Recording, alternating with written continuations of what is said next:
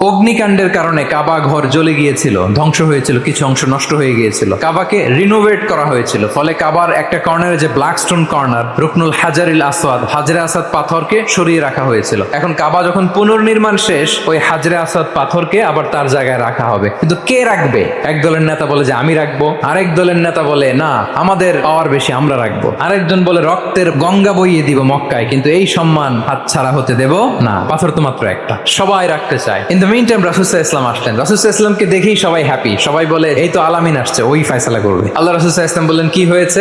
এই ঘটনা। রাসূল সাল্লাল্লাহু আলাইহি ওয়াসাল্লাম বললেন ঠিক আছে, একটা চাদর নিয়ে আসো। এবার জাতীয় চার নেতা চাদরের চার কর্নার ধরে দাঁড়ালো। রাসূল সাল্লাল্লাহু আলাইহি ওয়াসাল্লাম নিজ হাতে হাজরে আসওয়াদ তুলে চাদরের মাঝখানে রাখলেন। এবার চার নেতাকে বললেন আসো তোমরা আমার সাথে। তারা আগাতে লাগলো। কাবা ঘরের সামনে যখন আসলো, রাসূল সাল্লাল্লাহু আলাইহি ওয়াসাল্লাম নিজ হাতে, ওনার বরকতময় হাতে আবার হাজরে আসওয়াদ ধরে ঠিক জায়গা মতো রেখে দিলেন। এতক্ষণ কিন্তু চার নেতা কি বলছে? কাউরে ধরতে দিব না, কিন্তু এখন চাদরের কোনা ধরেই happy. This is called conflict resolving এ ব্যালেডি। রাসূল সাল্লাল্লাহু আলাইহি ওয়াসাল্লাম মক্কা থেকে মদিনায় যে এক ঘন্টায় বছরের পর বছর চলে আসা যুদ্ধ, আউস এন্ড খাজরাজ, এক ঘন্টায় যুদ্ধ থামাই দিচ্ছেন। আল্লাহু আকবার। রাসূল সাল্লাল্লাহু আলাইহি ওয়াসাল্লাম অত্যন্ত ভালো মধ্যস্থতাকারী ছিলেন। ফ্যামিলি অ্যাফেয়ার্স এর মধ্যে যত বিরোধ লাগতো রাসূল সাল্লাল্লাহু আলাইহি ওয়াসাল্লাম মিলাই দিতেন। আল্লাহু আকবার। ফ্যামিলি কাউন্সিলিং, সমাজে যখন এই ধরনের বিরোধ তৈরি হয়, মারামারির মতো পরিস্থিতি তৈরি হয়, সংঘাতের মতো একটা সিচুয়েশন হয়, নেতা এটাকে রিজলভ করার ক্যাপাসিটি, এবিলিটি তার থাকতে হবে। আল্লাহ রাসূল সাল্লাল্লাহু আলাইহি ওয়াসাল্লামকে আল্লাহ তাআলা এটা দিয়েছিলেন। আল্লাহু